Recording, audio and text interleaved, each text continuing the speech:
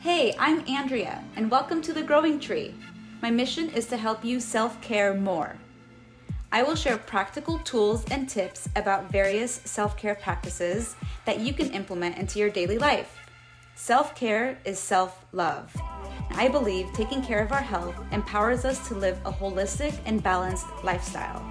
When we feel great, we radiate love, light, and positivity.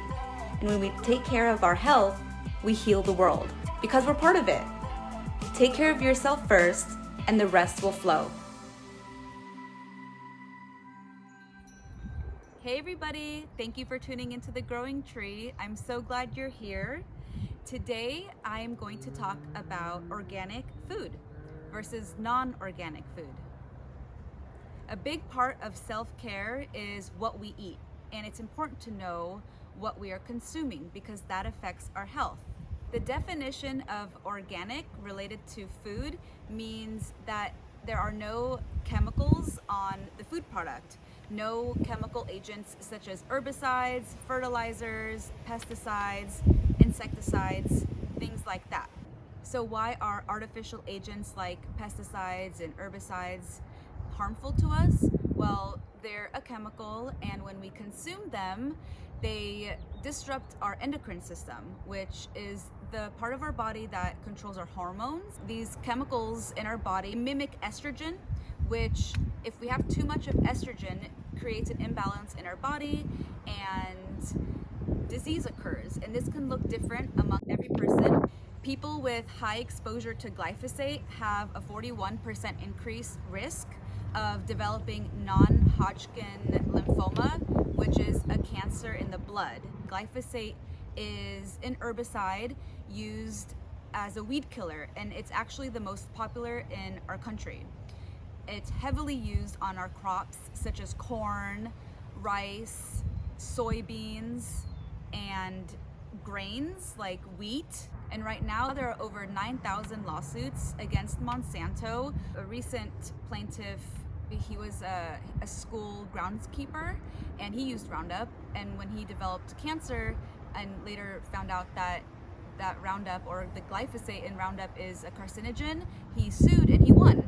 This is a recent case, and there are many against Monsanto right now, specifically related to glyphosate's effect on our body and the risk of developing cancer. Another study showed that the risk of Parkinson's disease increases with high exposures to herbicides and pesticides.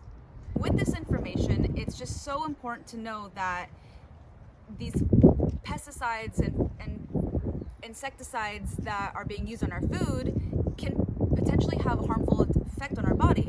So when we don't buy organic, this is the potential risk that we're taking. A lot of people, like older people right now, they have a hard time switching between organic and non-organic because maybe when they were growing up it wasn't a problem and now they're hearing it more often.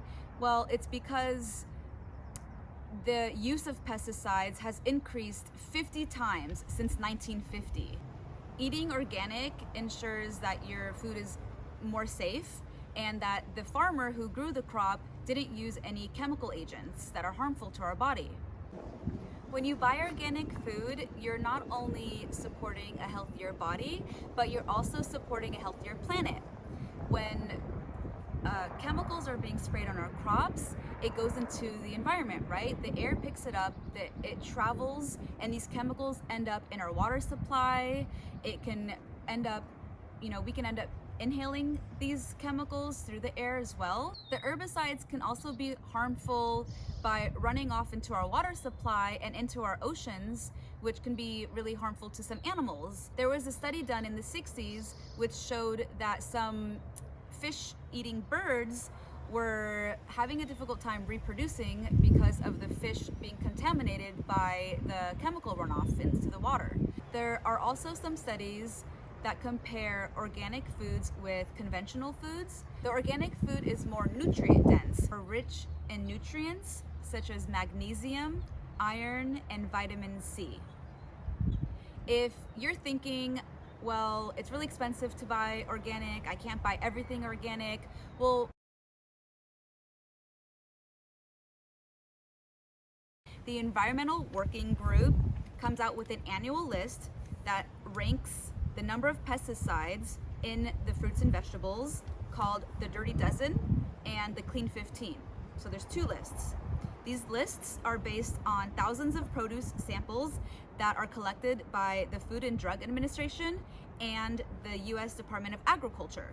The Clean 15 list has fruits and vegetables such as avocados, sweet corn, pineapple, onions, papaya, asparagus, cantaloupe, broccoli, and mushrooms, to name a few, that are okay to buy conventional, non-organic, as almost 70% of these crops tested negative for pesticide residues. On the Dirty Dozen list are strawberries, spinach, kale, nectarines, apples, grapes, peaches, cherries, pears, tomatoes, celery, and potatoes. These are the fruits and vegetables you should buy organic, because more than 90% of these crops have tested positive for having multiple pesticide residues.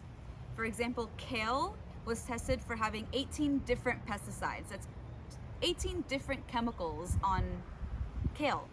So you should buy kale organic, as well as the other crops that are listed on their Dirty Dozen list. You can find these lists on the EWG website. I think it's ewg.org. They also have a lot of great information about other products, not just crops that we consume, but also products that we put on our skin, like facial products, beauty products, hand soap, cleaning supplies.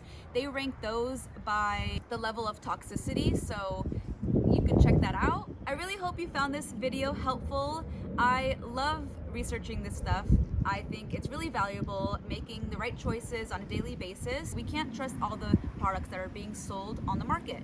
This is why, as an active consumer, an active participant in your health, and a conscious consumer, you can make wise decisions. I hope my video helped you in hoping to make better choices for you and your family.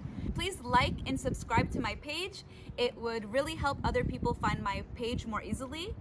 Thanks again for tuning in, and remember, feel great and radiate.